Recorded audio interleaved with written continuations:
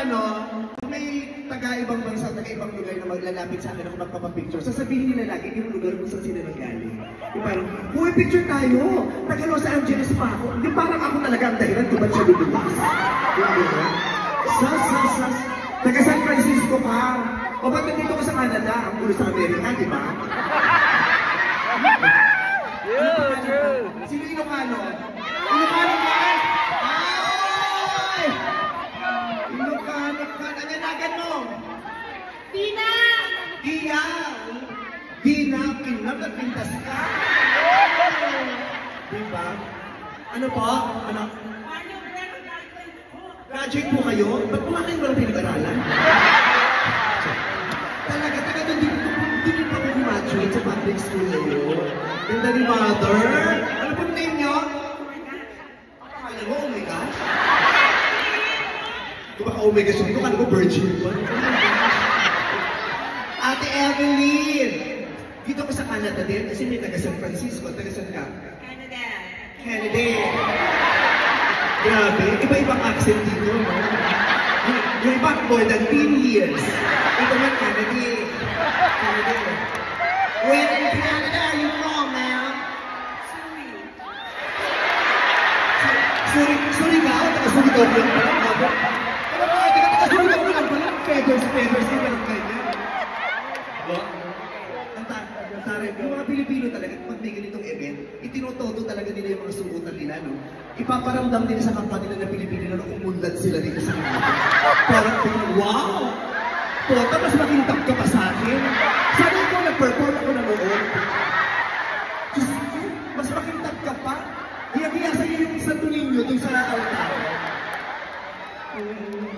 Si Ate Evelyn, saan ka sa Maynila na sa Pilipinas nakatira? Sa Tiliban, Quezon City. Sa Tiliban, Quezon City. Opo, nasabi nila, kailangan pa ulit dito. Taga-Diliman. So, what do you do here in Canada? Retired na ako, but I used to be a software test analyst. Analyst? Close ako sa mga analyst. Malapit ang loob ko sa mga analyst. Analyst. Huwag ka na mag-joke, nakakatawa na kayo itsura ko.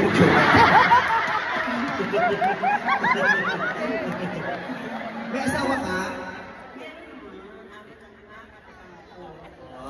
Bahala. Apat ang apo. Nakailang pap smear ka?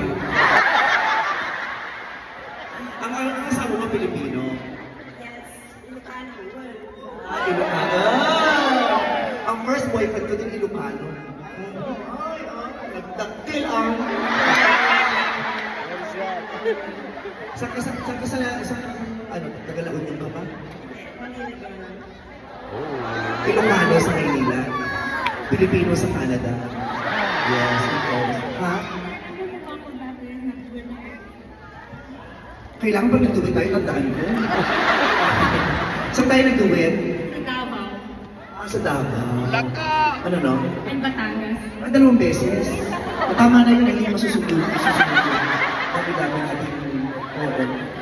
Ayan. Huwag kayo masyadong makulit yung si Daddy nahihilo. Hi, Daddy. Hi, sir. Sir, yeah. I'm preparing to you. Hello, good afternoon, sir. What is your name? Emo. Raymond. Oh, Emo nga lang sa Pilipinas din. Ano yung Raymond eh? Raymond. Ano ba? Ramon. Jamon.